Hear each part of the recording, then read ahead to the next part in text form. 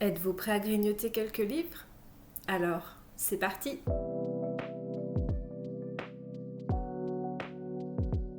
Bonjour et bienvenue à tous sur cette nouvelle vidéo. Aujourd'hui, nous allons faire le bilan de mes lectures de janvier, qui a été un plutôt bon mois, puisque j'ai lu 8 romans et un e-book, ce qui fait donc 9 ouvrages sur le mois, et ce qui représentait 4428 pages. Voilà, à côté de ça, j'ai acheté 11 romans, donc on en est à -3. Mais bon, c'est pas si pire, on va dire. Au niveau de mes lectures, concernant l'e-book, donc je vais parler très succinctement puisque je n'ai pas du tout apprécié. On pourrait dire que c'est la lecture qui m'a pas convaincue du mois. Il s'agit du premier tome d'Agatha Raisin et la quiche fatale. Voilà, que j'ai pas franchement apprécié. J'ai eu beaucoup de mal avec le personnage principal que j'ai trouvé très insipide, très orgueilleux, très égoïste et qui demandait aux autres de ne pas l'être. Donc voilà, c'est quelque chose qui m'a beaucoup posé problème dans l'histoire. Après, en soi, c'est du déjà vu. L'enquête, elle a rien d'exceptionnel. On est sur du cozy mystery, donc quelque chose d'assez soft. Voilà, j'ai pas trouvé ça exceptionnel. Ça se laisse lire. Maintenant, je pense que je testerai un ou deux autres tomes pour voir comment ça évolue, si le personnage principal évolue ou pas. Et en fonction, je verrai si je continue. Concernant les autres romans, donc les romans papier, on va parler du roman qui m'a fait passer par toutes les émotions. Il s'agit du 3e tome de Nevernight de J. Christophe que j'ai dans les éditions de Saxus. Quoi vous dire de plus que ce que j'ai pu déjà vous dire? Donc on est sur une fin de trilogie, une fin de saga. Ce 3e tome pour moi est en dessous des deux autres. Je pense que celui que j'ai préféré c'était le 2e. Malgré tout, c'est loin d'être mauvais, mais pour moi il y avait beaucoup trop de scènes de smut, ce qui m'a beaucoup énervée. À côté de ça, par contre, on a des très belles scènes de combat, on a des très belles révélations. Le rythme est très soutenu au début sur les 150 premières pages où on a beaucoup de révélations. Après, je trouve qu'on avait un énorme creux où il se passait plus grand chose et de nouveau des révélations et des actions qui se passaient vers la fin. Voilà, donc j'ai eu pas mal d'émotions sur ce roman, que ce soit de la colère, de la tristesse sur certaines scènes, de l'engouement, un peu de tout. Donc c'est pour ça que je le classerai un peu comme ça. J'ai envie en fait dans mes bilans de ne pas forcément vous dire j'ai aimé, j'ai pas aimé, mais essayer de trouver quelque chose qui fait que ce roman est spécifique pour telle ou telle chose. En l'occurrence, celui-ci m'a fait passer par beaucoup d'émotions, donc voilà. Après, je vais vous parler d'une saga surprise. C'est la saga qui m'a surpris.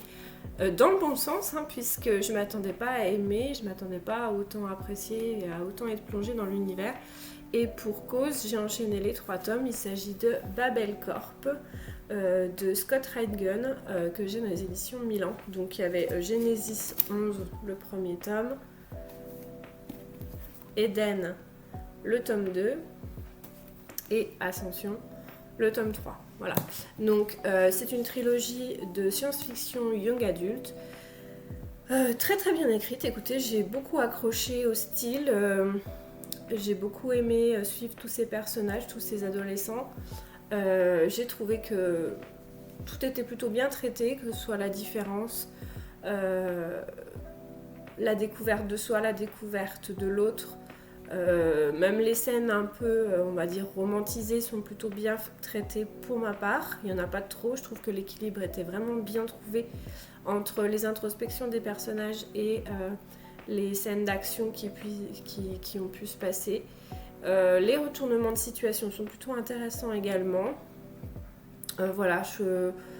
C'est une saga à découvrir. Pour du young adulte, franchement, c'est du très bon young adulte. Depuis le début d'année, j'ai trouvé plusieurs sagas qui m'ont fait revoir ma position sur le young adulte, que je trouvais un peu trop cliché et un peu trop, on va dire, pas assez développé.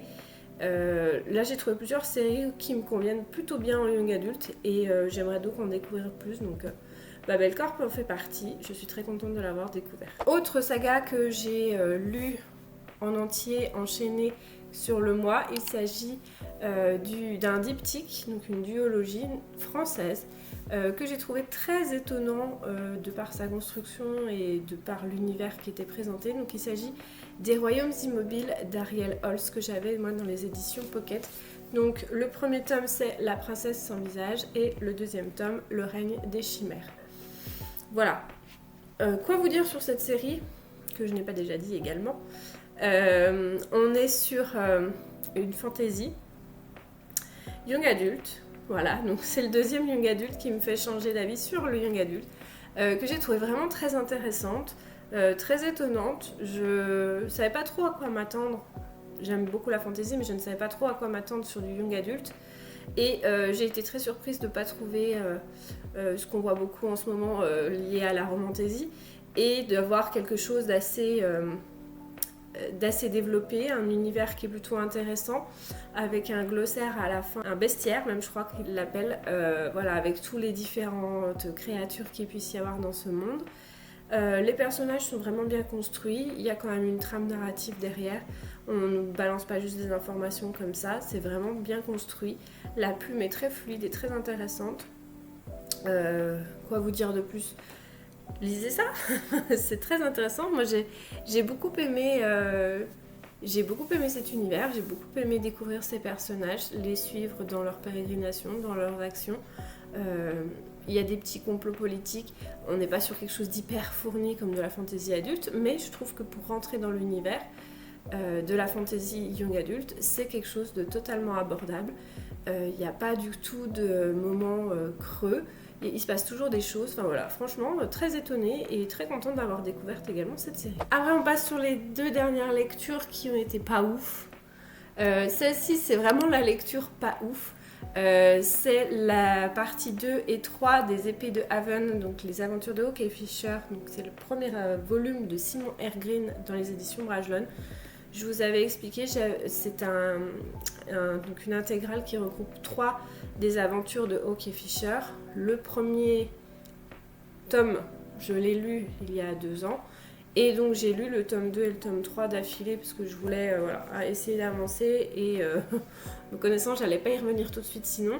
C'est vraiment pas ouf. Il n'y a rien d'exceptionnel pour le coup.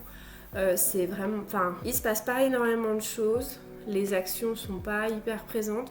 On a des gros paragraphes, des pages entières de description du système politique, du système religieux, tout ça, qui donnent pas du tout envie, qui font pas... Enfin, on n'a pas envie de se plonger là-dedans, c'est pas fluide, c'est pas rythmé, enfin voilà. Le peu d'action qu'il y a, c'est quelque chose d'assez classique, voilà, enfin... Il n'y a rien d'exceptionnel là-dedans. Après, voilà, ça se lit assez vite. Hein. Ils font 200 pages chaque roman. Donc ça se lit plutôt vite. Mais voilà, moi j'ai dû m'accrocher. C'était pas du tout rythmé. Il y a des moments où limite je m'endormais sur le roman parce que voilà, ça m'intéressait pas. Donc je passais les pages. Il y a des scènes. Il y a une scène qui... on sait pas d'où elle sort, mais quand elle sort, t'es là, mais non, en fait, mets pas ça en plus là-dedans. Enfin voilà, ça ne le faisait pas. Les descriptions des personnages, je l'ai dit, je crois, dans mon vlog lecture, les descriptions des personnages sont exactement les mêmes d'un tome à l'autre. Je trouve ça tellement dommage de ne pas nous donner plus d'informations autres, en fait, puisqu'on a des tomes qui se suivent. Enfin voilà, essaye de nous donner autre chose que juste le strict minimum que tu nous donnes dans le premier tome, vu qu'on commence à connaître le personnage, mais bon. Enfin voilà, il n'y a rien d'exceptionnel. Après, il y a quand même le fait que on est sur un couple, donc du coup on a quand même une représentation féminine, qui d'ailleurs est une des rares femmes dans les 3 tomes.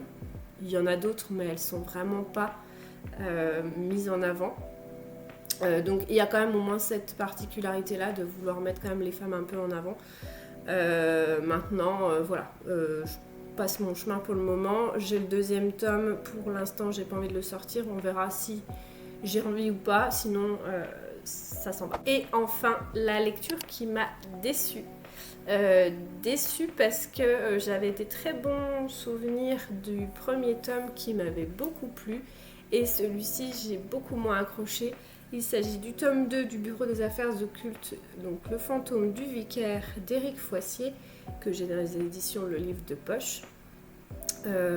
Autant le premier tome avait été une excellente surprise où j'avais beaucoup aimé suivre le personnage de Valentin Verne avec cette double temporalité et tous ces mystères un peu ésotériques qui m'avaient vraiment beaucoup accroché.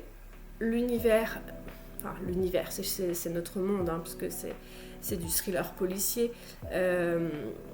Disons que la période, l'époque utilisée, qui est le Paris du 19e, donc dans les années 1820-1830, est vraiment intéressant. Moi, c'est une période que je trouve super intéressante parce qu'on a l'impression que tout est glauque, tout est noir, tout est insipide, tout est... Voilà. Et je trouve que d'utiliser cette période, pour moi, a quelque chose de démystifiant, en fait. Voilà.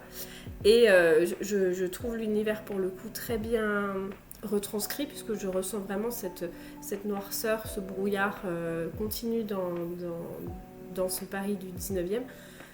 Mais le reste m'a beaucoup moins intéressée que le premier tome.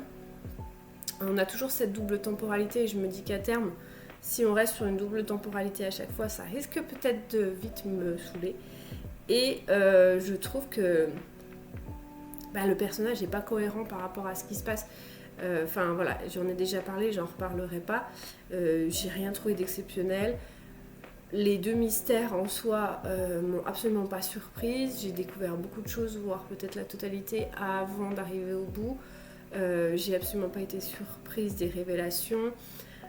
Voilà, un peu déçue quand même parce que c'est un univers que je trouvais super sympa au premier tome. Donc j'ai le tome 3 et le tome 4 dans ma pile à lire, donc je verrai pour lire le tome 3. On verra comment se passe la lecture et qu'est-ce que je fais de la suite. Voilà, c'était donc le bilan de mes lectures de janvier. N'hésitez pas à me dire en commentaire ce que vous avez lu vous sur le mois de janvier, si certaines des lectures que je vous ai présentées, vous les avez déjà lues, si vous avez apprécié ou pas, les mêmes choses que moi ou pas d'ailleurs. Et sur ce, je vous dis à bientôt pour grignoter de nouveaux livres. Bye!